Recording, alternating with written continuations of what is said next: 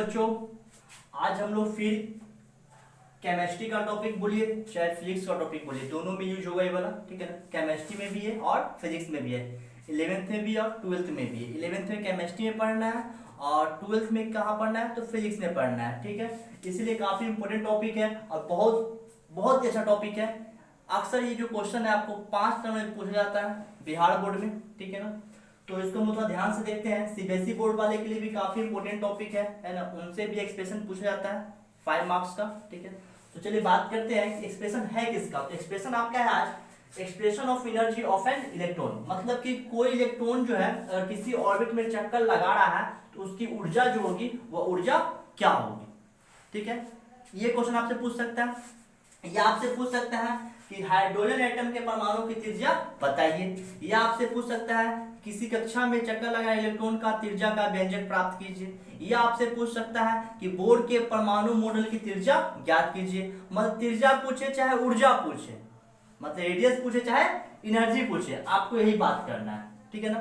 लेकिन इसको समझने से पहले आपको 2 बात याद रखना होगा। पहली बात तो यह कि देखिए नाभिक जो होता है न्यूक्लियस वो होता है पॉजिटिव चार्ज का, और जो इलेक्ट्रॉन होता है वो क्या होता है नेगेटिव चार्ज का। तो नाभिक और इलेक्ट्रॉन के बीच जो अट्रैक्शन लगता है उसको बोलते हैं हम लोग बृहद आकर्षण बल, यानी कि इलेक्ट्रोस्टैटिक्स फोर्स। क्या बोलते हैं? इलेक्ट्रोस्टैटिक्स फोर्स, ठीक है ना, Fe, ठीक है। ये होता है K Q1 Q2 बटे में R²। इसको क्या बोलते हैं? Electrostatics force F equal to K Q1 Q2 बटे में R²। K क्या है? तो K कोई कांस्टेंट है, पहली बात तो यह। और सीजीएस में बात कीजिएगा, इन सीजीएस तो K का मान कितना होता है? 1 होता है। कितना होता है? 1 होता है। तो F इक्वल टू निकालिएगा तो K का मान 1, तो Q1 Q2 बटे में R²। ये आपको पता होना चाहिए। पहली बात तो यह कि नाभिक और इलेक्ट्रॉन के बीच जो बल लगता है आकर्षण बल, उसको क्या बोलते हैं हम लोग? Electrostatic force. क्या बोलते हैं? Electrostatic force.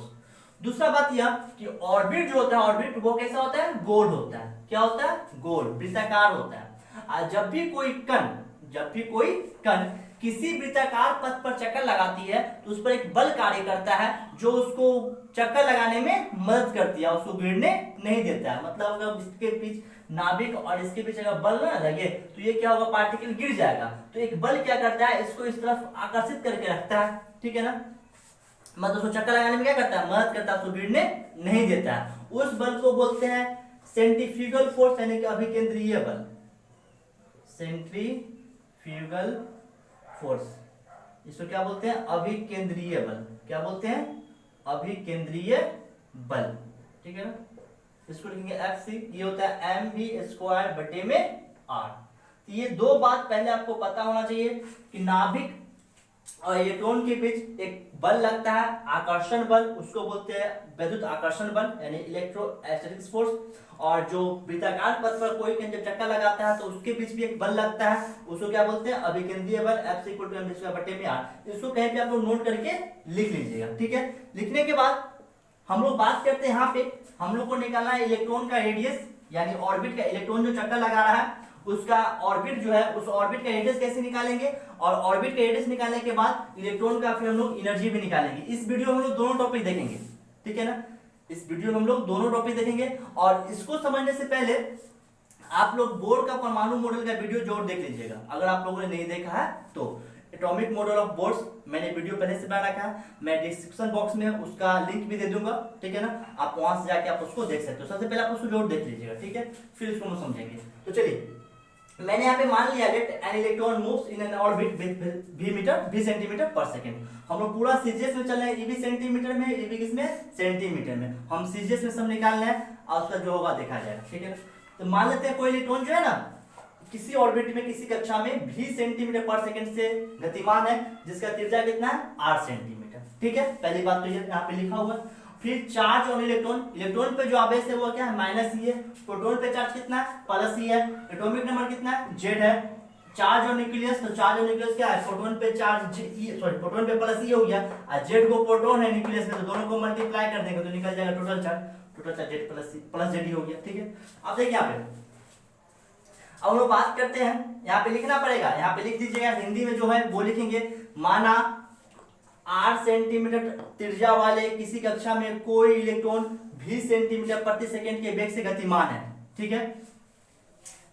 इलेक्ट्रॉन पर आवेश माइनस ई है तथा प्रोटॉन पर आवेश प्लस ई है, ठीक है। फिर लिखेंगे, माना इस परमाणु में, है ना, या इस ऑर्बिट में कुल परमाणु जेड है, कितना है, जेड है, तो नाभिक में कुल आवेश का मान कितना होगा, प्लस जेड ही होगा। हो गया इतना बात। उसके बाद हम लोग बात करते हैं अब नाउ, अब यहां पे लिख देते नाउ, हटाइए अभी, attraction force between electron and nucleus, ठीक है ना। Fe इक्वल टू के Q1 Q2 बटे में R स्क्वायर। यहाँ पे लिख देंगे इन CGS K इक्वल टू कितना होता है, 1 होता है, तो Fe इक्वल टू होगा K का मान 1, Q1 का मान लीजिए माइनस ई है, Q2 का मान लीजिए प्लस जेड है, अब बटे में क्या है, R स्क्वायर। यहाँ से फिर Fe का मान निकालेंगे तो plus minus minus Z E square बटे में आर स्क्वायर। इक्वेशन हो गया फर्स्ट, कोई दिक्कत नहीं आता। अच्छा, अब बात करते हैं, है ना, now centrifugal force,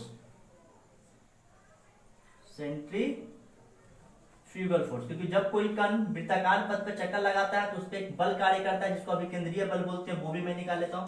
centrifugal force F equal to ये होगा mv स्क्वायर बटे में r, इक्वेशन सेकेंड। अब देखिए, ये जो दोनों फोर्स होता है, विद्युत आकर्षण बल, ये क्या है, आकर्षण बल है इलेक्ट्रॉन और नाभिक के बीच, और ये क्या है, इसको चक्कर लगाने में मदद करता है। तो अगर मैग्नीट्यूड में देखा जाए, परिमाण में देखा जाए, तो ये फोर्स और ये फोर्स दोनों क्या होता है, समान होता है, दोनों में कोई चेंजिंग नहीं होता है। तो यहाँ आप लिखेंगे फ्रॉम इक्वेशन फर्स्ट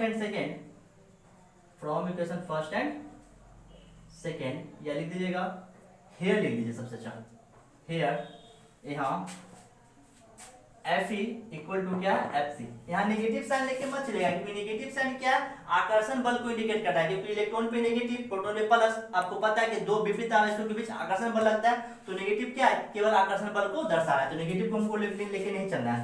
तो जेड स्क्वायर बटे में आर स्क्वायर, Fe का मान, ठीक है, इक्वल टू किधर हो जाएगा, mv स्क्वायर बटे में आर, ठीक है। अब एक आर से एक आर कैंसिल हो जाएगा यहाँ पे, यहाँ हो जाएगा जेड स्क्वायर बटे में R equal to M B square. अब देखिए यहाँ से जब क्रॉस गुना होगा, ठीक है, तो R into M B square equal to Z square, यहाँ से आर का मान निकालिएगा, ये होगा जेड स्क्वायर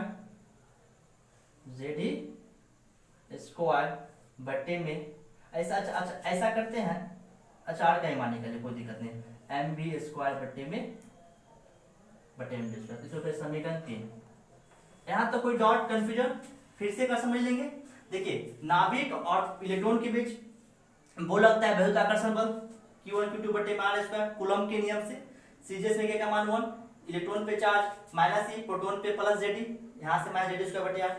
अभिकेंद्रीय बल centrifugal force F equal to mv square बटे आर होता है। F बराबर क्या होता है, F दोनों मैग्नीट्यूड में क्या होता है, इक्वल होता है, तो जेड स्क्वायर बटे R equal to mv square, R से वार कैंसिल, जेड स्क्वायर बटे R equal to mv square, cross गुना करके आर का मान मैंने यहाँ से निकाल लिया है। यहाँ तक कोई डॉट कंफ्यूजन नहीं है, जल्दी से नोट कीजिए। देखिए, अब बात करते हैं from Bohr's model of atom, ठीक है ना। वहां से मैंने बताया था आप लोग को एंगुलर मोमेंटम, एक बार वीडियो आप लोग जरूर देख लीजिएगा, ठीक है। Angular momentum mvr equal to मैंने बताया था nh/2 होता है, ठीक है। अब क्या करेंगे, स्क्वायरिंग बोथ साइड्स, तो स्क्वायरिंग करेंगे तो m square v square equal to r square equal to n square h square बटे में 4 स्क्वायर, ठीक है। यहाँ से हम क्या करते हैं, v स्क्वायर का वैल्यू निकाल लेते हैं, तो v स्क्वायर का वैल्यू निकालेंगे तो n स्क्वायर h स्क्वायर बटे में 4 square m square into r square, इसकी इक्वेशन 4। अब गौर फरमाएंगे थोड़ा सा, देखिए इक्वेशन थर्ड में मैंने जेड स्क्वायर बटे mv स्क्वायर का मान निकल चुका है ना, तो यहाँ पे क्या करेंगे, mv स्क्वायर का मान जो है इसमें पुट करेंगे इक्वेशन थर्ड में। यहाँ पे लिख देंगे putting the value of V square in equation third put कीजिए। तो आर इक्वल टू क्या होगा जेड ई स्क्वायर बटे में एन, अब वी स्क्वायर गई ना, N square H square by 4 pi square M square into R square. पलटेगा ऊपर जाएगा ना, यहाँ से आर का वैल्यू निकालेंगे Z E square into 4 pi square M square into R square बटे में M into N square into H square. आप काटिए तो फटाफट देखिए, एक एम से एक एम कैंसिल, एक आर से एक आर कैंसिल, ठीक है। इधर बच जाएगा 1 Z E square 4 pi square M R बटे में N square into H square, ठीक है। यहाँ से क्रॉस गुना कर लेंगे, ठीक है। तो क्या हो जाएगा Z E square 4 pi square M R equal to N square into H square, ठीक है। फिर आगे देखते हैं। अब देखिए इस मल्टी आर को इधर छोड़ के सबको बटा में चले जाओ। यहाँ से आर का वैल्यू जब निकालेंगे हम लोग तो वो आएगा N square H square by 4 pi square, ठीक है। उसके बाद एम जेड ई स्क्वायर, ठीक है, ये हो गया।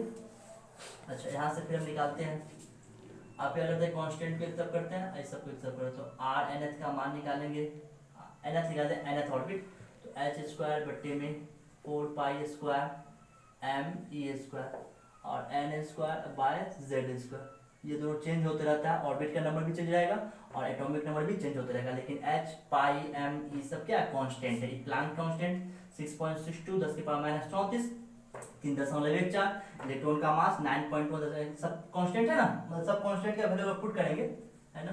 जितना ये सब एच पाई एम ये सब कांस्टेंट जितना है ना, सबका वैल्यू पुट करेंगे। यहाँ लिख देंगे putting the value of all constant. जब पुट करते हैं, है ना, तो आर एन एच का जो वैल्यू आता है वो आता है 0.529 into N square by Z square angstrom, ठीक है। इसी को हम चाहे तो ऐसे लिख सकते हैं R N H equal to 0.53 into N square by Z square angstrom. यही आपका क्या होता है रेडियस ऑफ ऑर्बिट, बोर्ड के परमाणु सिद्धांत का त्रिज्या, है ना। अब बोलेगा हाइड्रोजन एटम के लिए तो 4 एच एटम, अगर एच एटम के लिए पूछता है तो जेड का मान हो जाएगा क्योंकि हाइड्रोजन का परमाणु संख्या होता है 1। तो आर एन एच का जब मान निकालेंगे हम लोग तो 0.53 इंटू एन स्क्वायर बाय 1 का स्क्वायर, तो 0.53 एन स्क्वायर ये हो जाएगा एंगस्ट्रॉम आर एन एच बराबर। This is required equation for radius, ठीक है ना। किसका रेडियस, तो बोर्ड के परमाणु सिद्धांत का रेडियस, ठीक है ना। इसका भी हम लोग को जरूरत है, इसको हम ब्रैकेट में यहाँ पे लिख लेते हैं क्योंकि इसका भी जरूरत पड़ेगा इक्वेशन को, आर एम वी स्क्वायर बटे में जेड स्क्वायर। अभी हम लोगों ने केवल त्रिज्या निकाला है ना, त्रिज्या निकालने के बाद क्या निकालेंगे, अब ऊर्जा इसका कैसे निकालेंगे, ठीक है ना। तो पहले आप लोग त्रिज्या अगर पूछे तो त्रिज्या में हम लोग यहीं तक रहेंगे। अगर पूछे कि बोर्ड के परमाणु सिद्धांत की त्रिज्या बताए या हाइड्रोजन परमाणु का त्रिज्या बताए तो हाइड्रोजन परमाणु त्रिज्या निकालने के लिए आप लोग को बस यहीं तक आना है, ये त्रिज्या का कंप्लीट है, ठीक है ना। अगर उसी में ऊर्जा पूछेगा तो ऊर्जा के लिए फिर हम लोग 2 स्टेप आगे बढ़ेंगे। पहले आप लोग यहाँ तक नोट कर लीजिए, इसको मैं मिटा देता हूँ। थर्ड इक्वेशन से मैंने इसको लिख लिया, ठीक है ना, इससे जरूरत पड़ेगा बाद में, ठीक है, इसलिए मैंने इसको मिटा देता हूँ। आप लोग पहले क्या कीजिए, यहाँ तक जल्दी से आप लोग साफ साफ नोट कीजिए। अब लोग बात करते हैं कि एनर्जी कैसे निकालना है। अगर आपसे त्रिज्या पूछेगा, त्रिज्या वहीं तक रुक जाएंगे, अगर एनर्जी पूछेगा तो उसी में हम लोग आगे बात करेंगे। यहाँ पे मैं लिखता हूँ energy of an electron, energy of an electron, ठीक है ना। इसको लिखेंगे E N H equal to, ये होता है आपका पोटेंशियल एनर्जी प्लस में क्या होता है काइनेटिक एनर्जी, स्थितिज ऊर्जा प्लस गतिज ऊर्जा। जब कोई इलेक्ट्रॉन किसी कक्षा में चक्कर लगाता है तो 2 ऊर्जा होता है, या किसी में भी 2 ऊर्जा होता है। एक स्थितिज ऊर्जा क्या होता है गतिज ऊर्जा। स्थितिज ऊर्जा जब वो स्थिर अवस्था में होगा तो वो स्थितिज ऊर्जा हो जाएगा, और जब वो गति अवस्था में आएगा तो उसमें क्या हो जाएगा गतिज ऊर्जा। तो दोनों को मैं जोड़ दिया। पोटेंशियल एनर्जी का जो फॉर्मूला होता है वो होता है फोर्स इनटू डिस्टेंस, ठीक है। और काइनेटिक एनर्जी तो हाफ एमवी स्क्वायर, ठीक है। अब फोर्स होगा वही electrostatics force plus Z E into minus E बट्टे में आर स्क्वायर, और डिस्टेंस आर है ना है, प्लस हाफ। अब देखिए, अब मैंने यहाँ से बता एम्पियर स्क्वायर का मान हमको जरूरत पड़ेगा, तो यहाँ से एम्पियर स्क्वायर का वैल्यू जब निकालेंगे तो क्या होगा, जेड ई स्क्वायर बट्टे में आर, वो पुट कर लीजिए। यहाँ पे लिख दीजिएगा since M B square equal to होता है जेड ई स्क्वायर बटे में आर, इक्वेशन 3 में शायद होगा, देख लीजिएगा आप। तो यहाँ से मैं लिख देता हूँ Z E square by R, एक आर से एक आर कैंसिल हो जाएगा, माइनस जेड ई स्क्वायर बटे में R plus Z E square बटे में 2r, एलसीएम लेंगे यहाँ पे होगा 2r, ठीक है, आर से आर कैंसिल, तो minus 2 Z E square plus Z E square, यहाँ से होगा माइनस जेड ई स्क्वायर बटे में 2r, ये होगा ई एन एच का वैल्यू हो गया।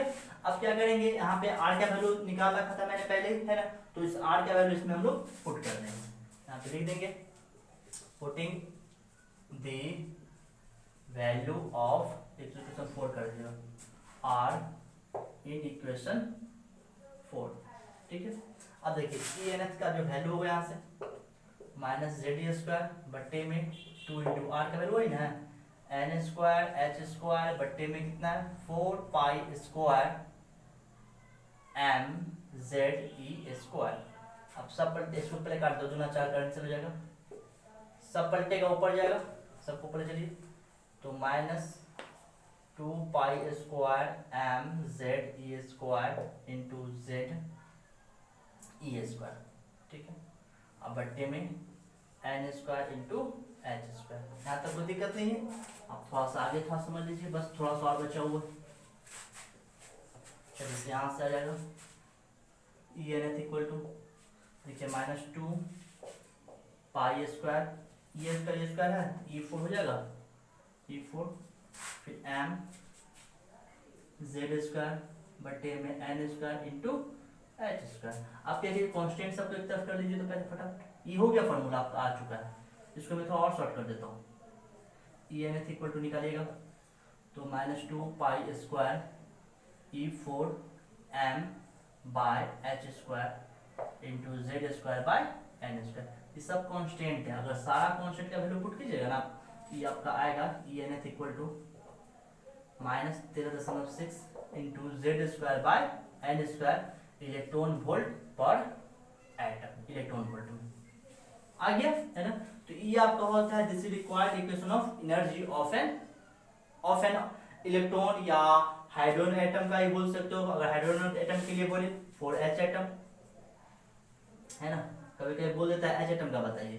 तो ई एन एच का मान बहुत ईजी है, माइनस 13.6 इंटू जेड का मान 1 हो जाएगा हाइड्रोजन एटम के लिए, 1 का स्क्वायर क्या होगा 1 बटे N square electron volt per atom. अगर आपको जूल में कन्वर्ट करना है तो जूल में भी कन्वर्ट कर सकते हो आप, इसको इलेक्ट्रॉन वोल्ट को जूल में कन्वर्ट कर सकते हो, माइनस 1 से 10 के पावर माइनस 19 जूल होता है एक इलेक्ट्रॉन वोल्ट, उसको कन्वर्ट कर लीजिए, ठीक है ना, वो अलग बात है। तो ये आपका मैंने पूरा एक्सप्रेशन बता दिया, एनर्जी का भी और ऊर्जा का भी। अगर ऊर्जा पूछेगा तो आपको यहाँ तक आना पड़ेगा, और अगर सिर्फ रेडियस पूछेगा, है ना, सिर्फ रेडियस पूछेगा तो बस r बराबर 0.53 एन स्क्वायर बाय जेड वहां तक रुक जाना है, उससे आगे हम लोग को नहीं पढ़ना है। आशा करता हूँ वीडियो आपको समझ में आया होगा। इसको पहले आप लोग क्या कीजिएगा ना, 2 बार घर पे खुद से बनाइएगा, है ना, बनाइएगा तो थोड़ा सा कंसेप्ट आपका कुछ क्लियर होगा। जब तक खुद से नहीं बनेगा तब तक समझ, ऐसा नहीं वीडियो देख लिए समझ गए, उतना होशियार आप लोग नहीं है, ठीक है ना। पहले देखिए, ठीक है, 2 बार देखिए, 3 बार देखिए, 5 बार देखिए, 10 बार देखिए, उससे मतलब नहीं, लेकिन देखने के बाद आप लोग खुद से पहले सॉल्व कीजिए, सॉल्व करके देखिए कि सॉल्व हो रहा है कि नहीं हो रहा है। अगर हो रहा है तो बहुत अच्छी बात है, अगर नहीं हो रहा है तो बार-बार प्रैक्टिस कीजिए, एक बार सॉल्व जरूर होगा, ठीक है। आशा करता हूँ आपको पूरा अच्छा समझ में आ चुका होगा, ठीक है ना। अगर समझ में टॉपिक आ रहा है तो चैनल को सब्सक्राइब कर लीजिए, क्योंकि ऐसा ही सारा टॉपिक आपको दिया जाएगा, जितना भी 12th का टॉपिक है और जितना भी 10th का टॉपिक है, फिजिक्स केमिस्ट्री मैथ, तीनों को मैं बात कर रहा हूँ। ऐसा नहीं केवल मैथ है, केवल फिजिक्स है, केवल केमिस्ट्री, तीनों टॉपिक आपको बताया जाएगा। अगर समय मिलेगा तो आपको 10th का जो SST है ना, वो भी बताऊंगा मैं, और कंपटीशन का ये वीडियो बनेगा, लेकिन थोड़ा अभी समय लग रहा है ना, क्योंकि अभी एकेडमिक क्लास से समय मिल नहीं रहा है। जो बच्चे कंपटीशन के होंगे वो भी टेंशन न ले, उनके लिए भी रीजनिंग और मैथ, इसके लिए आप जरा भी टेंशन न लें। रीजनिंग और मैथ का वीडियो बनाया जाएगा और आपको डिटेल्स ऐसे ही समझाया जाएगा एक बात को तोड़कर। अगर वीडियो अच्छा लगा तो मैं फिर एक बार बोलता हूँ, चैनल को सब्सक्राइब जरूर कीजिएगा, आप वीडियो को लाइक जरूर कीजिए। ठीक है, धन्यवाद।